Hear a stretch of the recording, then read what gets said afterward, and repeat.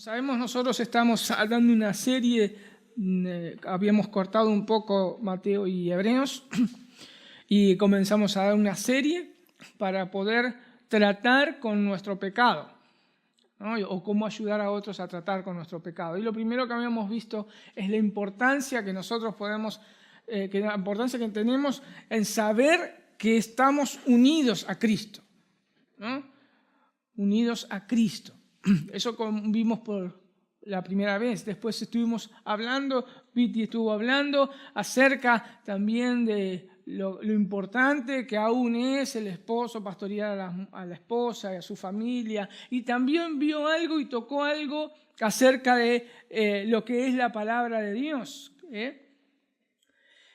Y providencialmente voy a terminar Hebreos 4, del 12 al 16, porque también vamos a estar hablando acerca de la palabra de Dios, acerca de lo importante que es tener la palabra de Dios presente en nuestras familias, en nuestra vida.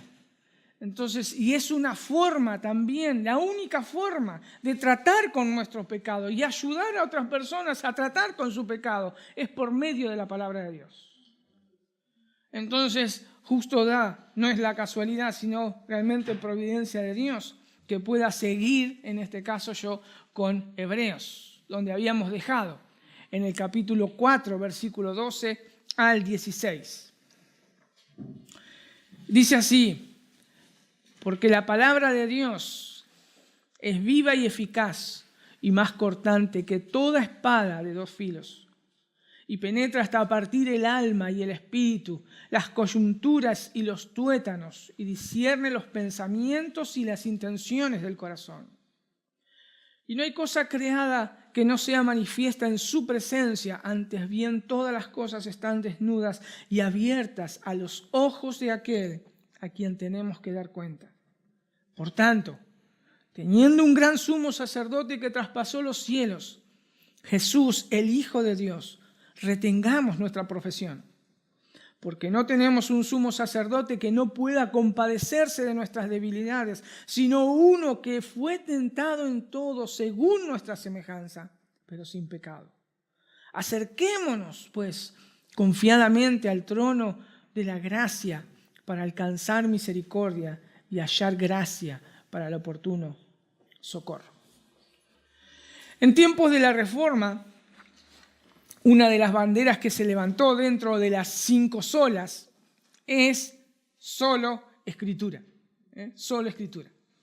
Nosotros, por ende, obviamente, por tener una confesión reformada, una confesión de fe reformada, aceptamos las 5 solas y proclamamos muchas veces frente a personas o a hermanos de otra denominación, proclamamos que nosotros nos basamos en las Escrituras y en los estándares bíblicos y decimos sola Escritura. La pregunta es, ¿vivimos lo que proclamamos? ¿Vivimos lo que proclamamos? ¿La sola Escritura es una realidad en nosotros o simplemente un argumento para discutir y convertirse así en un fin en sí mismo? Es una pregunta, son 2 preguntas para tener en cuenta cuando nosotros sacamos la bandera de sola Escritura. El autor de Hebreos, en medio de su argumentación, presentando a Jesús como el Hijo de Dios y como nuestro gran sumo sacerdote, les repite una frase que se puede ver en el capítulo 3 y el capítulo 4, que se les había dicho al pueblo de Israel en el desierto. Y la repitió David. ¿Para qué la repetía David? Y el argumento del autor de Hebreos es para que se den cuenta que esta frase continúa. No solamente quedó en el pasado, sino continúa hasta el día de ellos, cuando el autor de Hebreos escribía, y obviamente hasta el día de hoy, para que esta audiencia pueda prestar atención también. Delante de esta advertencia vienen 3 cosas fundamentales para que tomen en cuenta el medio de sus dificultades. La primera es, que ya estuvimos viéndolo, considerar al apóstol y sumo sacerdote de nuestra profesión, quien es Cristo. Eso lo vimos en el capítulo 3, versículo 1.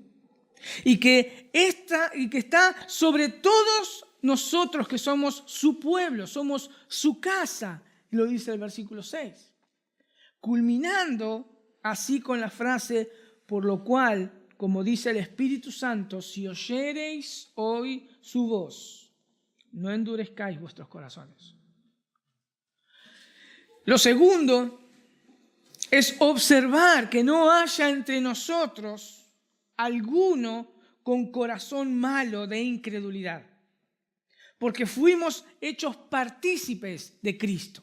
Eso lo vimos en el versículo 12 al 14 del capítulo 3. Culminando nuevamente en el versículo 15 con la frase, entre tanto que se dice, si oyereis hoy su voz, no endurezcáis vuestros corazones, como en la provocación. Y la tercera cosa, debemos temer y caminar en santidad, procurando entrar en aquel reposo mientras permanece la promesa. Capítulo 4, versículo 1. Les recuerda este autor lo que pasó en el Antiguo Testamento al pueblo de Israel en el desierto. Ellos no oyeron porque su oír no fue acompañada de fe.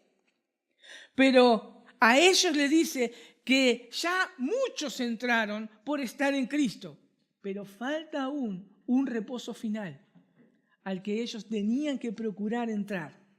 El descanso final que nosotros estamos esperando.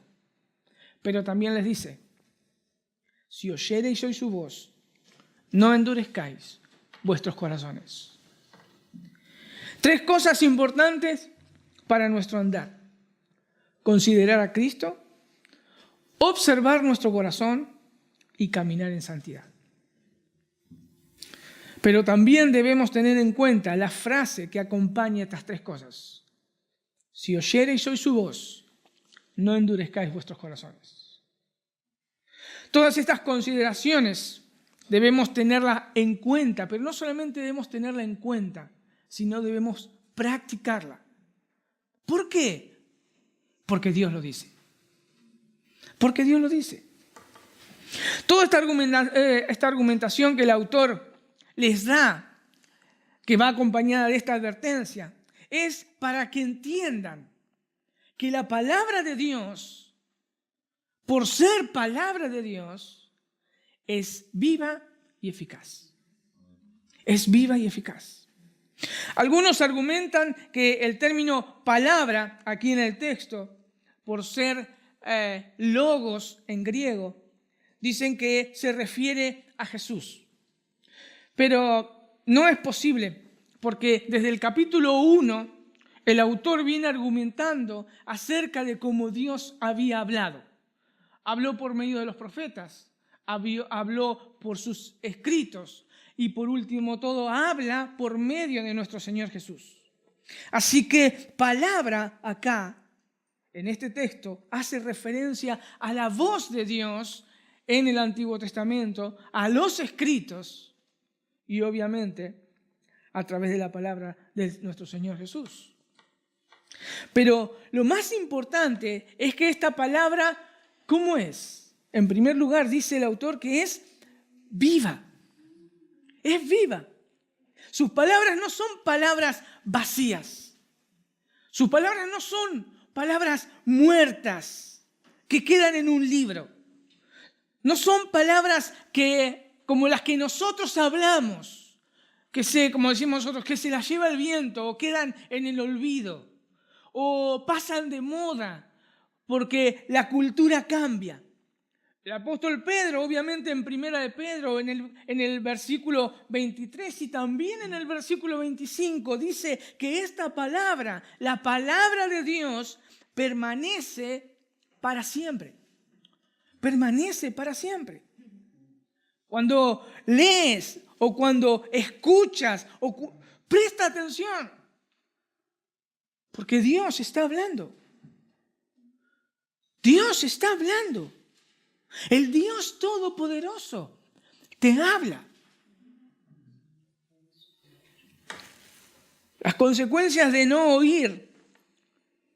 oírlas, son fatales. El Antiguo Testamento atestigua de esto. Como lo demostró el autor, dando evidencia cómo el pueblo de Israel, el que salió de Egipto, no escuchó la voz de Dios. ¿Y qué pasó?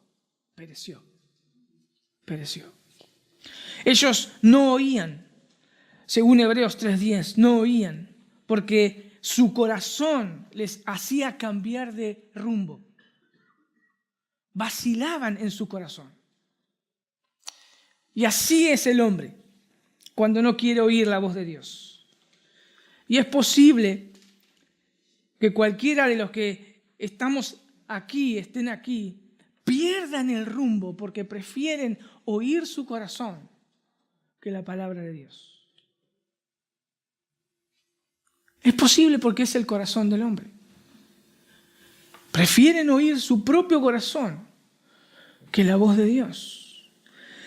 La palabra de Dios, dice el autor entonces, que es viva.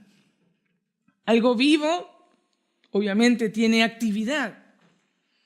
Algo vivo produce algo. Algo vivo no se seca. Oír la palabra, pero no responder a ella, también es provocar a Dios, según Hebreos 3:8. Oír la palabra y no responder a ella es provocar a Dios. Al oír la palabra de Dios, no debería caer en el vacío, como si nosotros en nuestro cerebro tenemos un agujero negro y cae ahí y desaparece. Siempre debería llevarnos a actuar en consecuencia. Siempre. Siempre. La pregunta es, ¿estás tomando así su palabra? ¿O simplemente la tomas como un libro más? ¿Estamos tomando así su palabra? ¿O la estamos tomando como que es un libro más? Como que leemos el diario hoy, bueno, ahora no es por papel, sino por internet.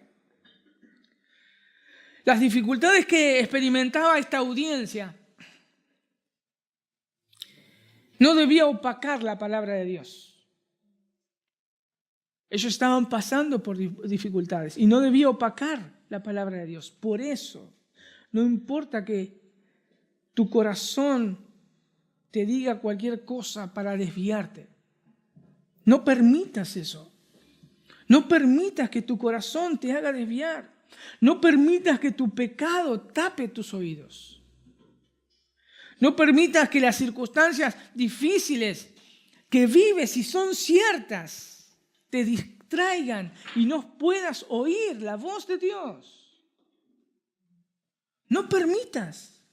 Si no, nosotros tenemos que oír la palabra que te exhorta a considerar a Cristo, al Hijo de Dios, a nuestro sumo sacerdote. Oye la palabra que te dice que debes mirar tu corazón continuamente. Oye la palabra. Oye la palabra de Dios que te dice que debes caminar en fe para entrar en ese reposo que nos espera al final del camino. Oye la palabra de Dios. Oye la palabra de Dios. Además de oír la palabra de Dios porque es viva, el autor agrega algo más y que es un consuelo para nosotros porque es eficaz.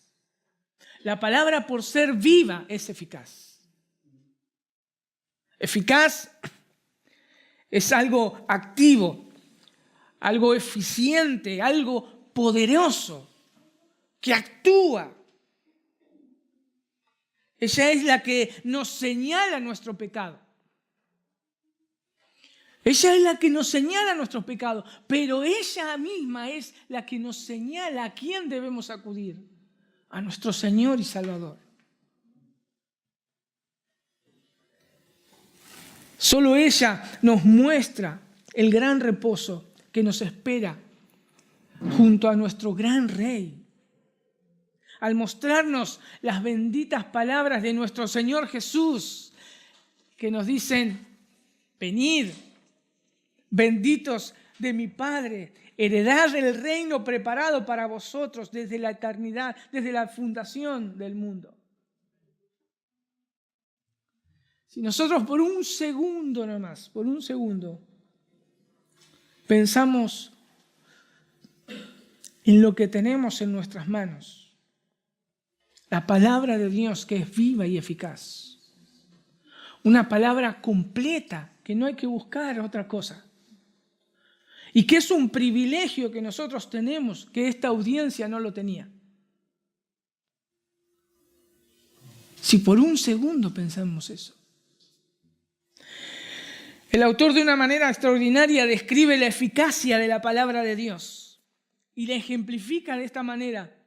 Versículo 12 dice: porque la palabra de Dios es viva y eficaz y más cortante que toda espada de dos filos, y penetra hasta partir el alma, el espíritu y las coyunturas y los tuétanos, y discierne los pensamientos y las intenciones del corazón. El autor toma algo común de la milicia. Esta espada era una daga muy chiquita, pequeña, pero muy filosa y mortal. Y mortal. Y la aplica a la palabra de Dios. Pero hace algo. La aplica, pero de una manera mayor, porque dice que es más cortante. Entonces imagínense la audiencia.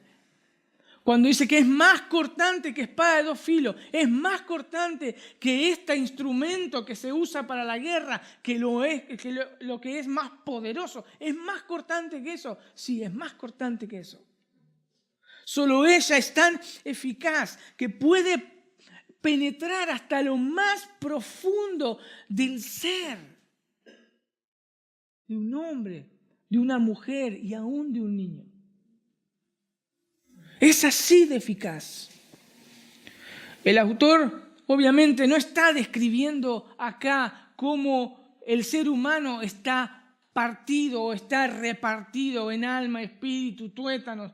No. El autor lo que nos está diciendo, nos muestra la evidencia de la eficacia de la palabra de Dios, que es tan poderosa que penetra hasta lo más íntimo del ser humano. Eso es lo que nos está mostrando el autor. La eficacia de la palabra de Dios.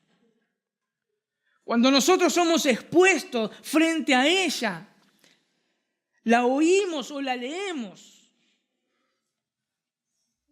así como fueron expuestos los israelitas en el desierto, o David, o la audiencia que estaba escuchando la lectura de esta carta, todas las intenciones de nuestro corazón, todos los pensamientos más profundos, son discernidos, son criticados, son juzgados y expuestos por la verdad.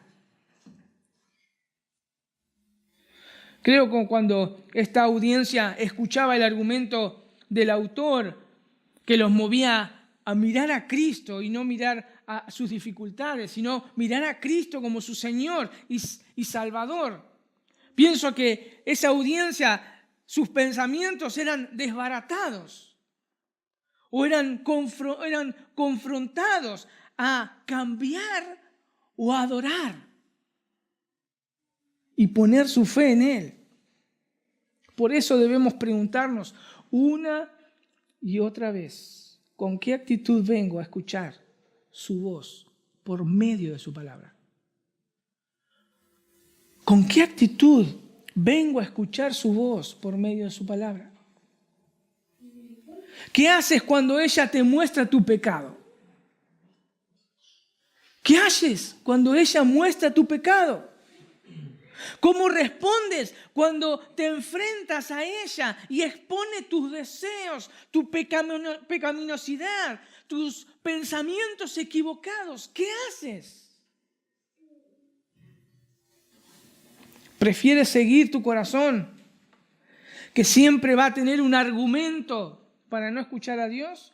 ¿O prefieres actuar en fe y obediencia? Su palabra es tan poderosa, y actúa tan eficazmente que puede discernir lo más profundo de tu ser. Así es la palabra de Dios. Cuando el autor hace un repaso de lo que pasó con el pueblo de Israel en el desierto, muestra que ellos andaban vagando siempre en su corazón, dice el versículo 10 del capítulo 3. Y esto realmente es un claro ejemplo de lo que es capaz nuestra carne. Es un claro ejemplo. Por esa razón nosotros debemos exponernos. Nosotros debemos exponernos y exponer a nuestra familia a las Escrituras para que ellas hagan su poderosa obra, nos guste o no. Estén de acuerdo con nuestros pensamientos o no estén de acuerdo. Ellas son la verdad objetiva de Dios por ser la palabra de Dios. Debemos exponernos a ella para que ella diga lo que es cierto. Otra de las preguntas es, ¿te expones a ella para que te examine? Son cosas que tenemos que entender. ¿Nos exponemos a ella para que nos examine? Qué difícil es. Porque es como un espejo y muestra nuestra realidad. Qué fácil es. Llegamos a casa y la tiramos ahí y nos olvidamos. ¿Te expones a ella para que te examine? Ahora el autor, para hacer una conexión con Dios mismo y su palabra, sigue diciendo, y no hay cosa creada que no sea manifiesta en su presencia. Antes bien, todas las cosas están desnudas y abiertas a los ojos de aquel a quien tenemos que dar cuenta. ¿Acaso podemos pensar que nos podemos escapar del escrutinio de Dios o de su mirada?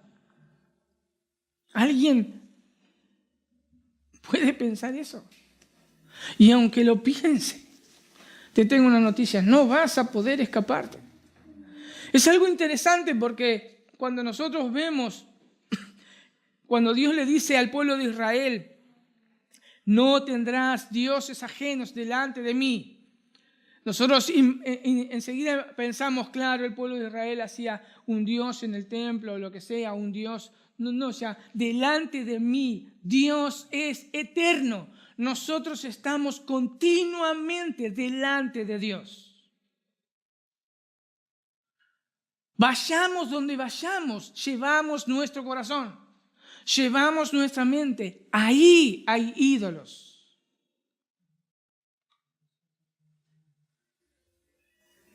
Es interesante porque muchos de nosotros conocemos esta verdad.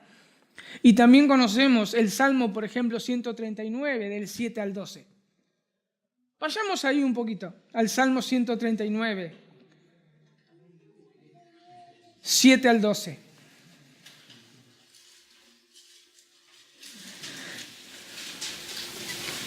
Léanlo todo después en su casa.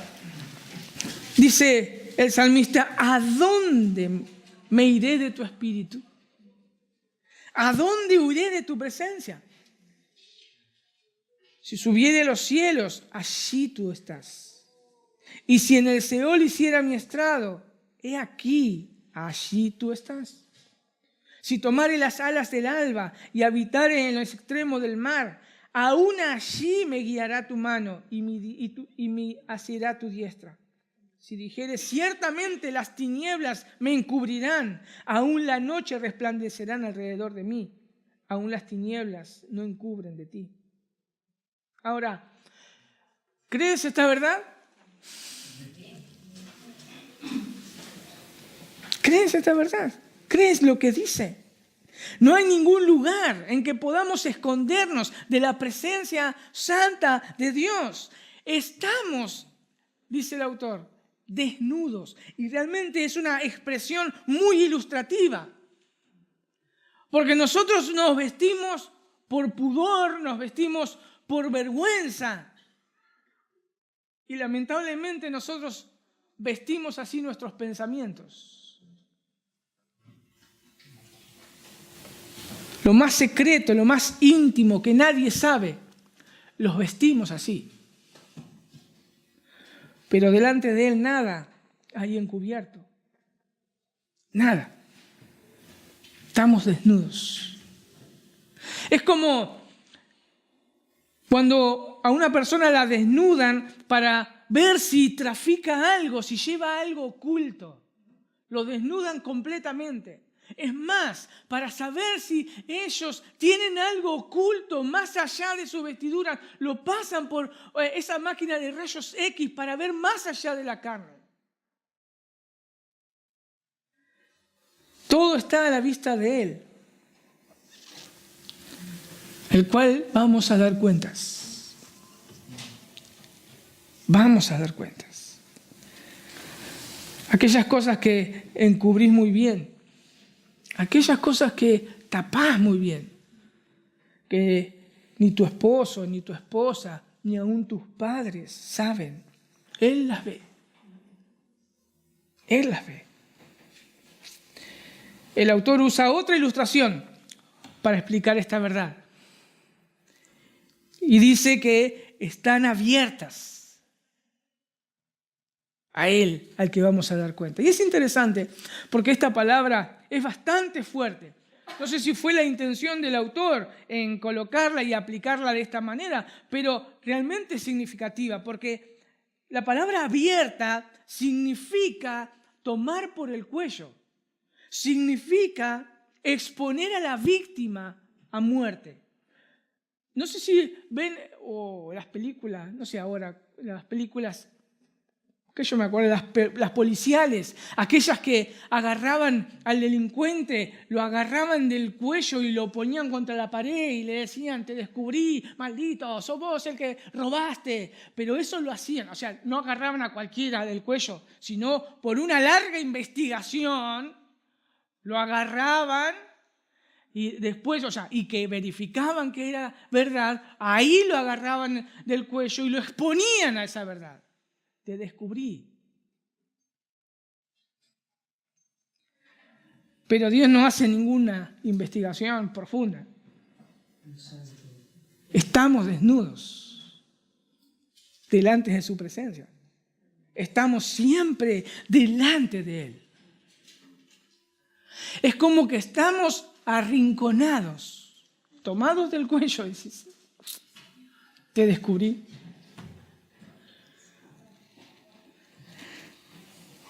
Otra pregunta, o otras preguntas para que podamos hacernos. ¿Por qué esconder nuestros secretos o nuestros pecados si Dios ya los conoce? Es más, te lo revela por medio de su palabra.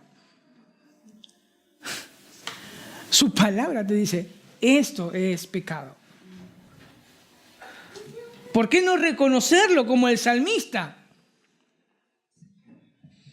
Y exclamar sorprendidos como él, sorprendidos y maravillados, o con estupor y vergüenza, o con alegría, y decir, ¿a dónde me iré de tu espíritu?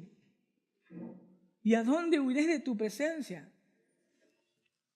¿Por qué no reconocerlo así directamente? Ahora, ¿por qué el autor escribe todas estas cosas? Porque quiere que caminemos en santidad hacia el reposo que nos espera. Quiere que caminemos en santidad hacia el reposo que nos espera. Sí, hermanos, hay problemas, hay dificultades en nuestro andar. Los hay. Sí, hay dificultades difíciles que se nos presentan en nuestro matrimonio, en nuestra familia, en nuestro trabajo, en donde sea. Hay dificultades difíciles. Pero no dejes que tu mente comience a divagar buscando excusas inútiles y no escuchar la voz de Dios. No lo permitas. Nosotros debemos exponernos a su palabra para oírla y obedecerla. Muchas veces serán duras, muchas veces tocarán lo más íntimo de nosotros que nos duele, pero no es para desanimarte, es para llevarte a nuestro gran Salvador. Es para eso. No te excuses. No nos excusemos delante de Dios. No argumentemos delante de Dios cuando nos marca algo. Si eres cristiano, recuerda que eres una criatura finita que está siendo transformada frente a un Dios 3 veces santo, omnisciente, poderoso, bueno. Excusarse con argumentos delante de Él es inútil. Es como un niño de 4 años quiera argumentar física cuántica delante de un físico experimentado. Es exactamente igual, peor todavía. No te excuses. Por eso, una vez y otra vez debemos exponernos a la palabra de Dios. En vez de excusarte, en vez de esconderte, cuando tu pecado es expuesto por la palabra de Dios, ella misma te guía a la solución. Y dice el autor, por tanto, teniendo un gran sumo sacerdote que traspasó los cielos, Jesús, el Hijo de Dios, retengamos nuestra profesión. Porque no tenemos un sumo sacerdote que no pueda compadecerse de nuestras debilidades, sino uno que fue tentado en todo según nuestra semejanza, pero sin pecado. Acerquémonos pues confiadamente al trono de la gracia para alcanzar misericordia y hallar gracia para el oportuno socorro.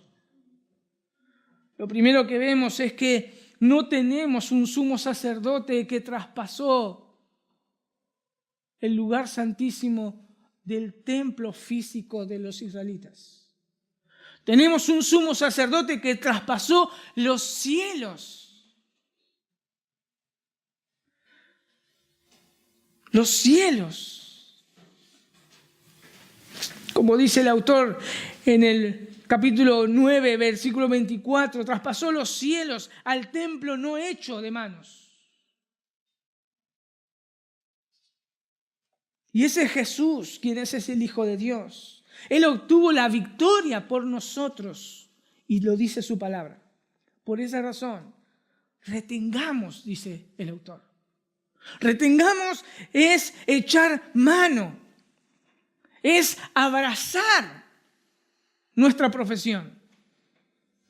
Por eso, aferrate a esa confesión que has hecho una vez que Jesús es nuestro Señor y es nuestro Salvador. Aferrate mediante la fe en su obra perfecta. Aferrate por medio de la fe a su obra de gracia cuando te veas expuesto por la palabra y seas humillado. Aferrate con todo tu corazón. No te aferres a la inmundicia de tu corazón cuando sos expuesto por la palabra de Dios. Aferrate a aquel que traspasó los cielos. Aferrate a Él. Él conoce nuestras debilidades, dice el verso 15. Por esa razón Él expone con su palabra nuestra carnalidad. las saca a la luz para que no nos aferremos a ellas, sino que las saca a la luz para que nosotros nos aferremos a Él.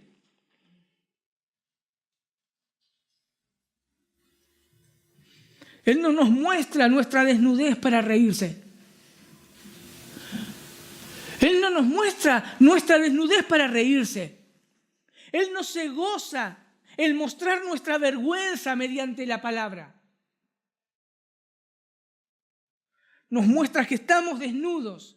Mis hermanos, nos muestra que estamos desnudos para vestirnos con la justicia de nuestro Señor Jesús. Nos muestra esa realidad.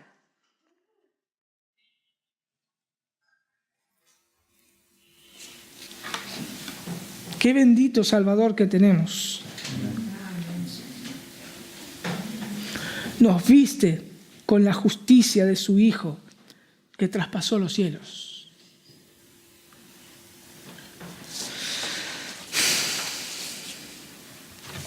Por eso podemos acercarnos a Él confiadamente, al trono de gracia, para hallar gracia, para hallar misericordia, para hallar gracia en el oportuno socorro. Ve al trono de Dios. Ve al trono de Dios cuando tu pecado es expuesto por la palabra. No te excuses. Ve al trono de Dios. Allí vas a encontrar misericordia. Allí vas a encontrar gracia, gracia abundante por la justicia de Cristo.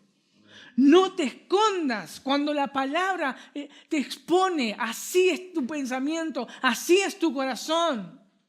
Ve al trono de gracia porque también ella te dice, ve allá donde Cristo traspasó los cielos. Allí encontrarás misericordia, allí encontrarás gracia abundante. Por eso no te escondas de su palabra, hermano, no te escondas de su palabra. Léela, escúchala, orala. Deja que otros te prediquen muchas veces para no ser selectivos en buscar en la palabra de Dios. Deja que otro hermano se acerque a vos con la palabra abierta y te diga, mirá, estás fallando, porque lo dice su palabra. Porque esa misma palabra y el mismo hermano te va a decir, mirá, acá en su palabra te dice dónde encontrar reposo, dónde encontrar perdón, dónde encontrar la solución. Jesús lo hizo posible.